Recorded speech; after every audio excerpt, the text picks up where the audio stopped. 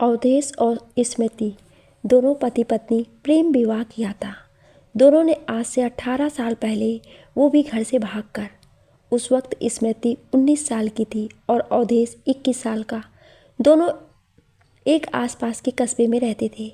स्मृति के पिता ने बड़े चाव से उसे कॉलेज पढ़ने भेजा था, जहां आते जाते उसकी नज़र अवधेश से चार हुई और पहले दोस्ती और फिर प्यार हो गया।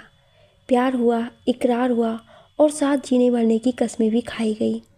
पर क्या ये सब इतना आसान होता है? जब मुलाकातें हुई तो लोगों की नज़र में भी आई। वो मुलाकातें और बात उनके घर तक पहुंची।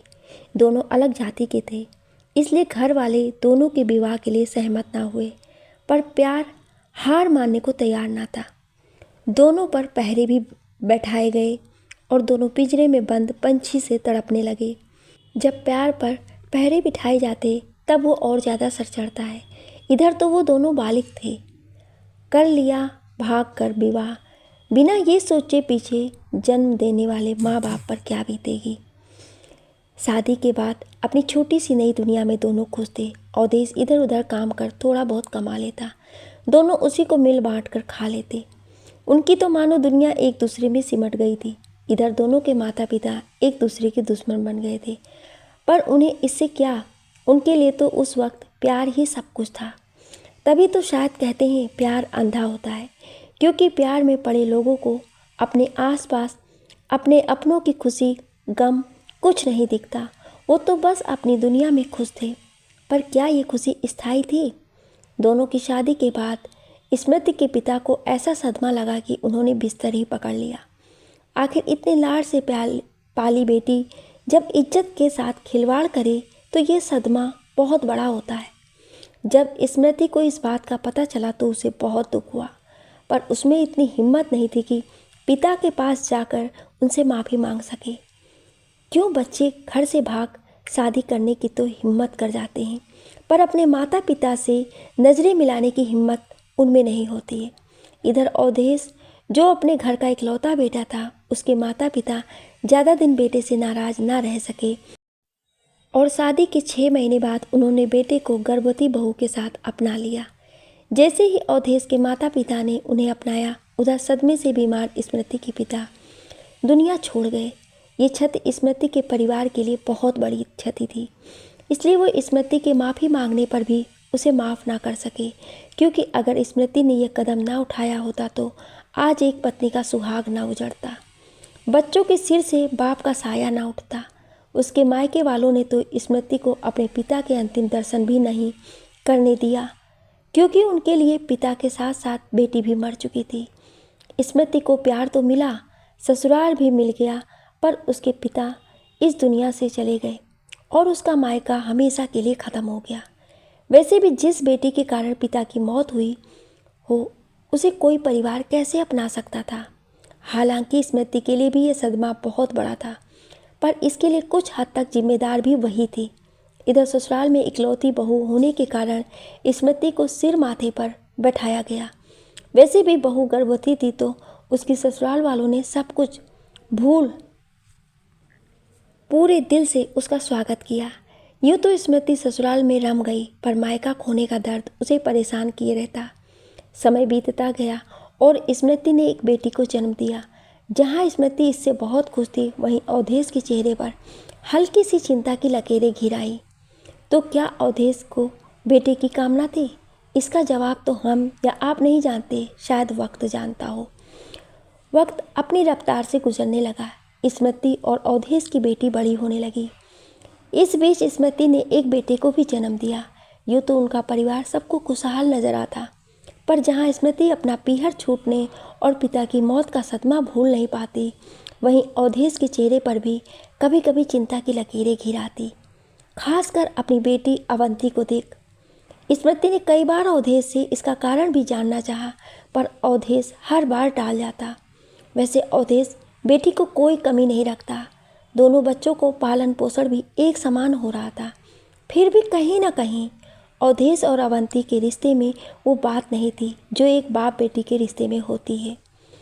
जाने ये स्मृति का वहम था या अवधेश सच में अवंती को इतना प्यार नहीं करता था जितना बेटे से करता था। समय अपनी रफ्तार से गुजरता रहा। बच्चे बड़े होते गए और कुछ बड़े साथ छोड़ते गए। इधर अवंती का 18वां जन्मदिन कल ही बीता था। वो तब से अवधेश बहुत ज़्यादा परेशान था, इतना परेशान कि आज नौकरी पर भी नहीं गया था। स्मृति ये देख समझ रही थी कि इसलिए वो बच्चों के स्कूल कॉलेज जाने के बाद अवधेश के पास आई। क्या बात है अवधेश, कुछ हुआ है क्या? तुम इतने परेशान क्यों हो? स्मृति ने पूछा। नहीं, वो बस मेरी तबीयत ठीक नहीं है, अवधेश स्मृति से आंख चुराता हुआ बोला। अवधेश, 19 साल के साथ मैं इतना तो तुम्हें जानती हूँ कि कब तुम्हारी तबीयत खराब होती है, कब तुम चिंता में होते हो। क्या बात है, बोलो, स्मृति प्यार से बोली। स्मृति, मैं अवंती की जल्द से जल्द शादी करना चाहता हूँ, अवधेश स्मृति का हाथ पकड़ते हुए बोला। क्या दिमाग खराब है तुम्हारा? बच्ची है वो, अभी अभी 6 महीने पहले कॉलेज में कदम रखा है उसने। उसके कुछ सपने हैं जिन्हें वो पूरा करना चाहती है और तुम्हें उसकी शादी की लगी है। स्मृति गुस्से में बोली। मैं उसके होने वाले पति से उसके हर सपने को पूरा करने का वादा ले लूँगा, तभी उसकी शादी करूँगा। एक निश्चित रकम भी उसके नाम कर दूँगा जिससे उसे अपनी पढ़ाई के लिए किसी का मुंह ना देखना पड़े, पर मैं उसकी शादी इसी साल करूँगा और ये मेरा यानी कि अवंती के पिता का अंतिम फैसला है और मेरी पत्नी होने के नाते तुम्हारा फ़र्ज़ है मेरे फैसले में मेरा साथ देना, अवधेश बोला। आप अवंती को उसके जन्म से ही पसंद नहीं करते, ये बात मैं जानती हूँ, पर मैंने सोचा था आदित्य के जन्म के बाद आपका मन बदल जाएगा, पर नहीं जानती थी वो तो आपके लिए बोझ है जिसे आप जल्द से जल्द उतार देना चाहते हैं, स्मृति रोते हुए बोली। स्मृति, बेफिजूल की बात मत करो, ये तुम भी जानती हो मैंने आदित्य और अवंती में कोई भेदभाव नहीं किया, ना कभी तुम्हें अवंती के जन्म के बाद ऐसा कुछ कहा कि तुम्हें लगे मैं अवंती को पसंद नहीं करता। आज पहली बार अवधेश स्मृति से गुस्से में बोला। अगर ऐसा होता तो आप उसके सपने पूरे करने की जगह उसकी शादी का नहीं सोचते। एक पिता को तो सपना होता है अपने बच्चों को बढ़ता देखना, पर आप तो खुद से अपनी बेटी के सपने रौंद देना चाहते हैं, स्मृति बोली। स्मृति, उसकी शादी कर देने की वजह ये नहीं है, अवधेश स्मृति से नज़र चुराते हुए बोला। तो क्या वजह है? आपका नज़र चुराना बता रहा है, वजह यही है। स्मृति उसका हाथ पकड़ उसकी तरफ देखती बोलती है। मैं वजह बताना ज़रूरी नहीं समझता, अवंती के पिता होने के नाते ये मेरा अधिकार है, समझी तुम? अवधेश गुस्से में चिल्लाया।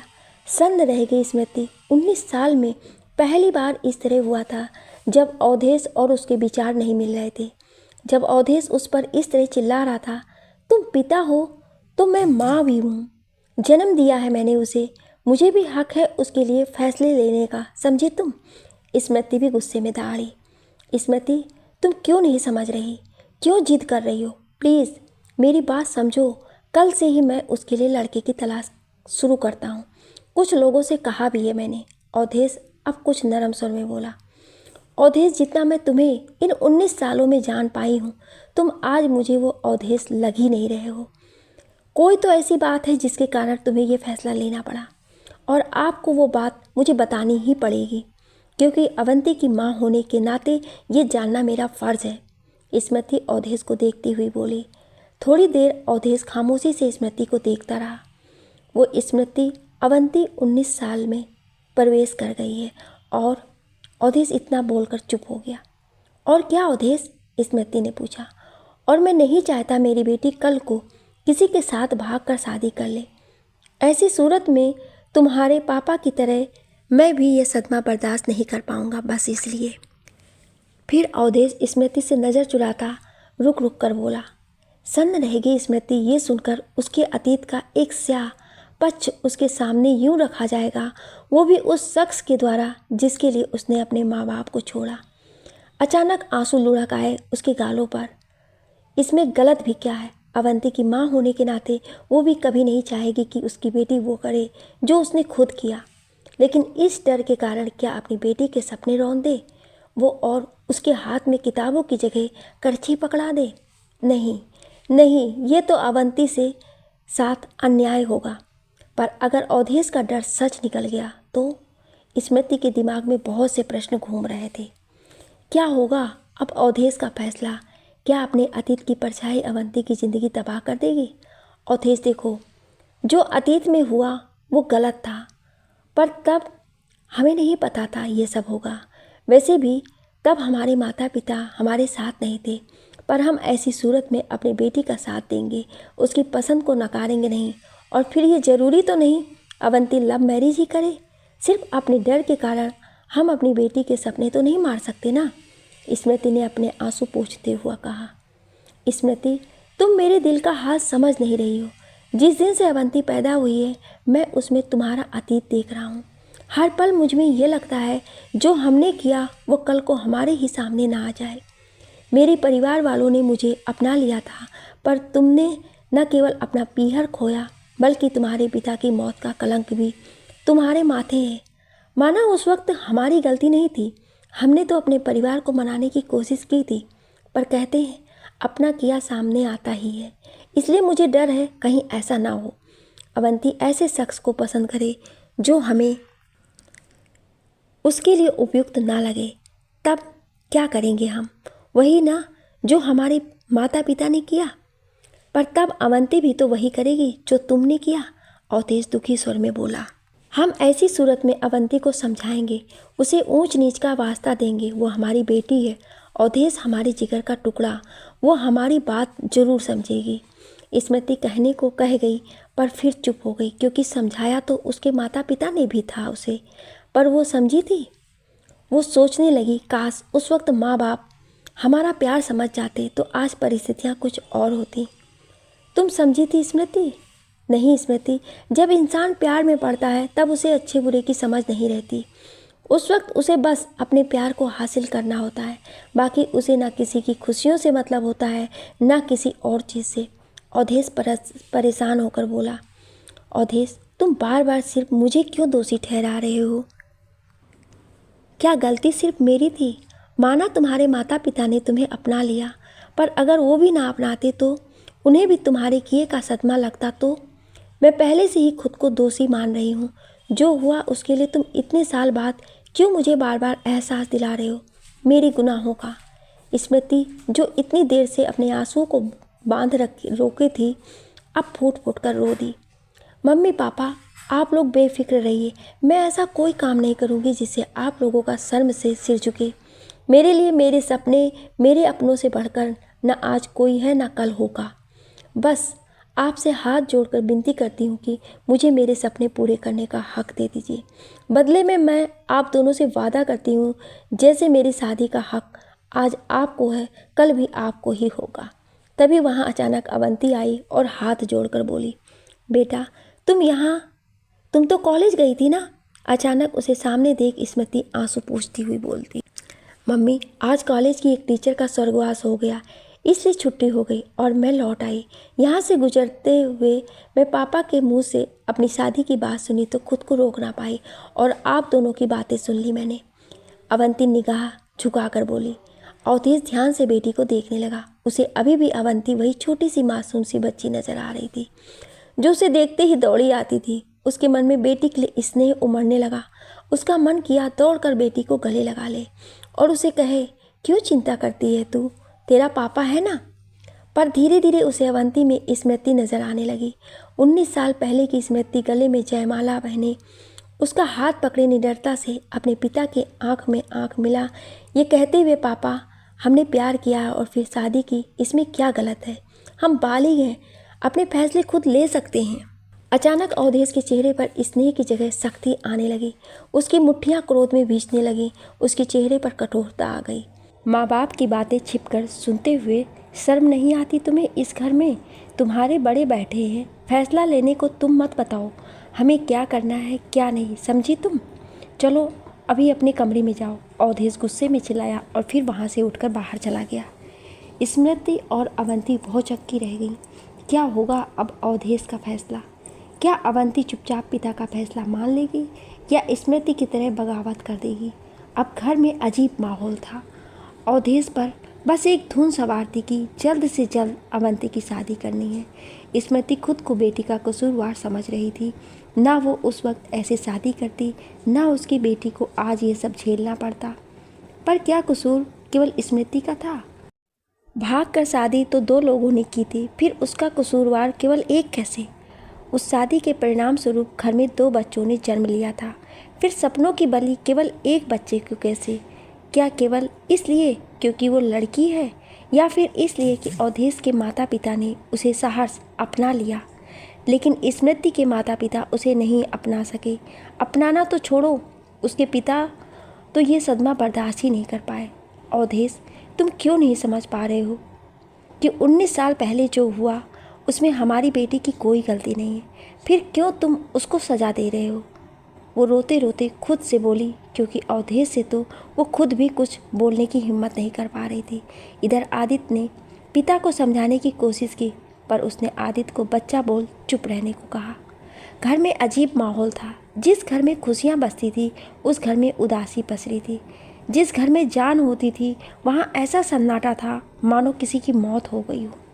मौत, हाँ मौत तो हुई थी, किसी इंसान की नहीं, सही किसी के सपनों की मौत हुई थी, किसी की खुशियों की मौत हुई थी, और कुछ रिश्ते भी मरने की कगार पर थे। किंतु कोई कुछ नहीं कर पा रहा था, क्योंकि अवधेश ने जो कठोरता धारण कर ली थी उससे किसी की हिम्मत नहीं हो रही थी उससे कोई सवाल करने की। कहाँ जा रही हो तुम? अगले दिन अवंती को तैयार देख अवधेश बोला। पापा कॉलेज। अवंती डरते डरते बोली, क्योंकि अब उसे अवधेश से डर ही तो लगता था।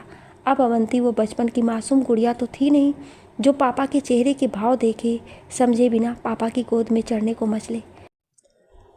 अब वो 18 साल की युवती थी जिसके पापा अपने बीते कल के डर के कारण उसका आज और आने वाला कल नहीं देख रहे थे, या यूं कहो तबाह कर रहे थे। कितने शौक से उसने कॉलेज में कदम रखा था। ढेरों सपने थे आंखों में कि पढ़ लिख कर पैरों पर खड़ी होगी, पर उसके सपनों को अभी तो उड़ान भी ना मिली थी कि उसके पंख कतरे जा रहे हैं। कहीं जाने की ज़रूरत नहीं है, कल तुम्हें लड़के वाले देखने आ रहे हैं। अब जो करना है अपने घर जाकर करना। अवधेश बिना बेटी की तरफ देखे बोला। अवंती बिना कुछ बोले रोती हुई अपने कमरे में आ गई। बेचारी बोलती भी क्या, वो तो ऐसे जुर्म की सज़ा पा रही थी कि उसने किया भी नहीं है। जुर्म तो खुद अवधेश और स्मृति ने भी नहीं किया था, पर हाँ जल्दबाजी जरूर की थी। अगर वो लोग थोड़ा रुक कर अपने माता पिता को समझाते तो शायद वो लोग मान भी जाते। तब उन दोनों का अतीत सुखद होता। तब अवधेश का वर्तमान एक डर में नहीं बीत रहा होता, ना ही तब अवंती का भविष्य अंधकारमय होता। अवधेश और स्मृति की एक नासमझी ने उनसे जुड़े रिश्तों का कल, आज और कल बिगाड़ दिया। स्मृति तो गूंगी गुड़िया बन गई थी। जिस प्यार पर वो 19 साल से गुमान कर रही थी, वो प्यार आज उसे अपनी बेटी का सबसे बड़ा दुश्मन नजर आ रहा था। बेटी को सब बात मालूम हो जाने के बाद तो वो उससे नज़र मिलाने से भी बच रही थी। अवंती के दादा भी बेटे के आगे खामोश थे, या यूं कहो उनकी खामोशी मौन स्वीकृति थी। देखिए, आप एक बार फिर से अपने फैसले के बारे में सोच लीजिए। ये हमारी बेटी के भविष्य का सवाल है। रात को किसी तरह हिम्मत कर स्मृति अवधेश से बोली, मैंने जो फैसला किया है वो हमारी बेटी और इस घर दोनों के लिए उचित है। अब सो जाओ, सुबह तैयारी भी करनी है सारी। अवधेश ये बोल मुंह फेर कर सो गया, पर स्मृति को सारी रात नींद नहीं आई। काश कोई ऐसी शक्ति होती जिससे वो अपना अतीत बदल पाती, पर ऐसा मुमकिन कहाँ था। वो तो अपनी बेटी के लिए कोई ठोस कदम उठाने की हालत में भी नहीं, क्योंकि ना तो उसका मायका उसका है, ना वो इतनी पढ़ी लिखी हुई कि खुद के पैरों पर खड़ी हो सके। अवधेश की बात चुपचाप मान लेने के सिवा कोई चारा नहीं था, पर इसके लिए वो खुद को कभी माफ़ नहीं कर पाएगी और ना ही अवधेश को। स्मृति अवंती को तैयार रखना, लड़के वाले कभी भी आते होंगे। अगली सुबह अवधेश पत्नी से बोला। स्मृति ने बिना बेटी से निगाह मिलाए उसे तैयार किया। अवंती भी एक चाबी भरने वाली गुड़िया की तरह चलती जा रही थी, मानो उसने खुद को परिस्थितियों के हवाले कर दिया था। अब तो दोनों माँ बेटी को किसी चमत्कार की उम्मीद थी कि शायद लड़के वाले रिश्ते से इनकार कर दे। हमें लड़की पसंद है और हम जल्द से जल्द विवाह करना चाहते हैं। लड़के वालों के इस वाक्य ने माँ बेटी दोनों को चौंका दिया, साथ ही चमत्कार की उम्मीद को भी खत्म कर दिया। बस अब तो एक ही रास्ता था कि अवंती शादी के बाद अपने सपने पूरे करे। जी, लेकिन मैं आपसे एक विनती करना चाहता हूँ, अगर आपको सही लगे तो। अवधेश पत्नी और बेटी की तरफ देखते हुए लड़के के पिता से बोला। जी बोलिए। लड़के के पिता ने अपनी पत्नी की तरफ देखते हुए कहा। जी असल में अवंती शादी के बाद भी अपनी पढ़ाई जारी रखना चाहती है, पर आप फिक्र मत कीजिएगा, उसके लिए मैं एक रकम उसके नाम से जमा कर दूंगा। अवधेश बोला।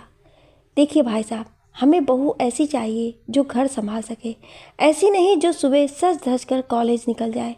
अगर आपको बेटी को पढ़ाना ही है तो खुद पढ़ा लीजिए, और अगर शादी करनी है तो पढ़ाई भूल जाइए। इस बार लड़के की माँ बोली। उनकी बात सुनकर अवंती और स्मृति की आंखों में आंसू आ गए, क्योंकि अब तो सब उम्मीदें ही खत्म हो गईं। वैसे भी जब जन्म देने वाला पिता ही कठोर बन चुका था तो पराए लोगों से क्या उम्मीद होती कि वो सपने पूरे करेंगे अवंती के। इधर अवधेश भी समझ नहीं पाया क्या जवाब दे, क्योंकि वो अवंती की शादी केवल अपने डर के कारण कर रहा था, पर साथ ही साथ ये भी चाहता था कि उसके सपने पूरे हों। आप सोच लीजिए, फिर हमें बता दीजिएगा। अभी हमें इजाज़त दीजिए। लड़के का पिता अवधेश को खामोश देख बोला। अवधेश ने लड़के वालों को विदा किया और अपने कमरे में आकर लेट गया। उसकी समझ में नहीं आ रहा था कि क्या करे। लड़के वालों को इनकार करता है तो अनिष्ट का डर अपनी जगह कायम रहेगा, और उन्हें हाँ करता है तो बेटी के सपने टूट जाएंगे। थोड़ी देर बाद उसे नींद आ गई और सपने में उसे नन्ही अवंती नजर आई, जो पहली बार स्कूल जा रही है, वो भी हंसते हंसते। खुद अवधेश ने उसके हाथ में बैग पकड़ाया था।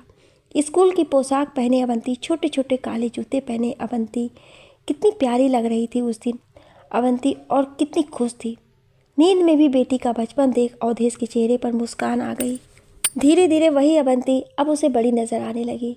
उसने खुद बेटी के हाथ से बस्ता छीन उसे बेलन और करछी पकड़ा दी। स्कूल ड्रेस की जगह साड़ी ने ले ली और पैरों में जूते की जगह बेड़ियां डाल दी उसने। आंसुओं में भीगी अवंती उसके घर से विदा हो रही है। स्मृति एक कोने में खड़ी रो रही थी, पर अवधेश उसके चेहरे पर तो मानो विजयी मुस्कान थी, अपना डर खत्म करने की मुस्कान। जा रही हूँ पापा, आपसे दूर, बहुत दूर, शायद फिर कभी वापस ना आऊँ। आप ये समझ लेना, बेटी को डोली में नहीं अर्थी पर विदा कर दिया। जाती हुई अवंती ने अंतिम वाक्य यही बोले और वो दूर दूर, बहुत दूर जाती रही। अचानक से अवधेश के चेहरे की मुस्कान गायब हो गई और एक अलग डर ने वहाँ डेरा जमा लिया। तभी उसे अवंती डोली में नहीं अर्थी पर नजर आई। अवंती, अवंती बेटा, अवंती रुको, ऐसे ना जाओ, अपने पापा को छोड़। अवंती। अचानक अवधेश उठ बैठा। पसीने से लथपथ अवधेश चारों तरफ देख रहा है। पापा, पापा, क्या हुआ आपको? अवंती पिता की आवाज़ सुन भागती हुई पीछे पीछे स्मृति भी थी। बेटी को सामने देख अवधेश उठ खड़ा हुआ और जोर से बेटी को सीने से लगा लिया, मानो वो सच में उससे हमेशा को दूर जा रही है। उसकी आंखों में आंसू थे, पर बेटी को सीने से लगा इतने दिन से जो चेहरे पे कठोरता थी वो कहीं गायब थी। उसने बेटी का चेहरा अपने हाथों में लिया और उसका माथा चूम लिया, ठीक वैसे ही जैसे जब पहली बार स्कूल छोड़ते हुए चूमा था। अवंती ने जब से होश संभाला, पापा के प्यार को इतने करीब से कभी महसूस नहीं किया, इसलिए वो भी जार जार रो दी। तब तक आदित्य और उसके दादा भी वहाँ आ गए थे। मैं तुझे अपने से दूर नहीं जाने दूंगा, कभी नहीं जाने दूंगा, ये बोल अवधेश ने फिर से बेटी को गले लगा लिया। क्या हुआ आपको? कोई सपना देखा है क्या?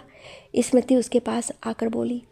नहीं स्मृति, सपना नहीं देखा, बल्कि एक सपने से जगा हूँ, गहरी नींद से जगा हूँ, और अब साफ साफ दिखाई दे रहा है, बिल्कुल साफ। अवधेश बोला। क्या बोल रहा है तू? होश में भी है? कभी सपना कभी नींद, बावला हो गया है क्या? उसके पिता बोले। नहीं पिताजी, पागल तो मैं हो रहा था, पर अब ठीक हो गया हूँ। एक सपने ने मुझे नींद से ही नहीं जगाया, बल्कि मुझे सही गलत की पहचान भी करवा दी। अवधेश बेटी को सीने से लगाए बोला। कोई कुछ बोलता उससे पहले ही उसके फ़ोन की घंटी बजी, जिस पर लड़के के पिता का नंबर चमका। नहीं भाई साहब, अभी मुझे अपनी बेटी की शादी नहीं करनी, अभी वो पढ़ लिख कर अपने पैरों पर खड़ी होगी। जी, आप अपने बेटे के लिए कोई और रिश्ता देख लीजिए। जी जी, मुझे माफ़ कीजिएगा, नमस्ते। अवधेश ने ये कहकर फ़ोन काट दिया। स्मृति और अवंती को अपने कानों पर विश्वास नहीं हो रहा था। ये कह रहा है तू बेटा? अवधेश के पिताजी हैरानी से बोले। सही कह रहा हूँ पिताजी, आज एक पिता का प्यार जीत गया और उसका डर हार गया। मैं अपनी बेटी को नहीं खोना चाहता। कोई पिता अपनी बेटी को नहीं खोना चाहता। जो हुआ नहीं उसके डर में अब तक बहुत तड़प लिया, खुद भी और अपनी बेटी को भी बहुत तड़पा लिया, लेकिन अब नहीं। अब वही होगा जो सही है। अवंती अपने पैरों पर खड़ी होगी, अपने फैसले खुद करेगी। मैं स्मृति के पिता की तरह अपनी बेटी की खुशियों के आड़े अपना अहंकार या जात पात नहीं आने दूंगा। वो जिसे पसंद करेगी उसके दिल से अपना लूँगा। फिर तो मेरे डर का कोई औचित्य ही नहीं रहेगा। एक पिता झुक जाएगा पर अपनी बेटी को दुनिया के सामने झुकने नहीं देगा, है ना स्मृति? अवधेश बोला। पापा, आपकी बेटी आपसे वादा करती है वो आपका सिर कभी नहीं झुकने देगी।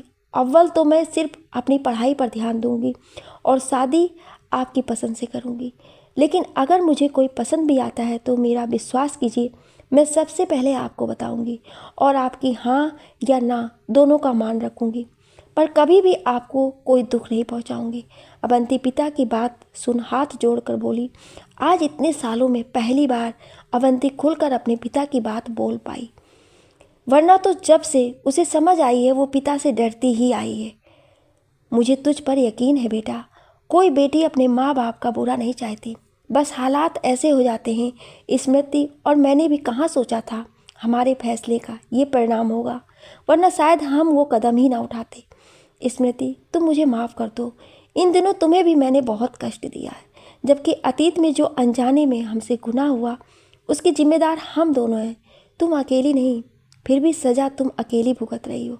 अपना मायका खो दिया तुमने, सारी ज़िंदगी को एक कलंक लग गया तुम्हारे माथे। अवधेश बेटी से बोल पत्नी की तरफ घूमा और उससे माफ़ी मांगी।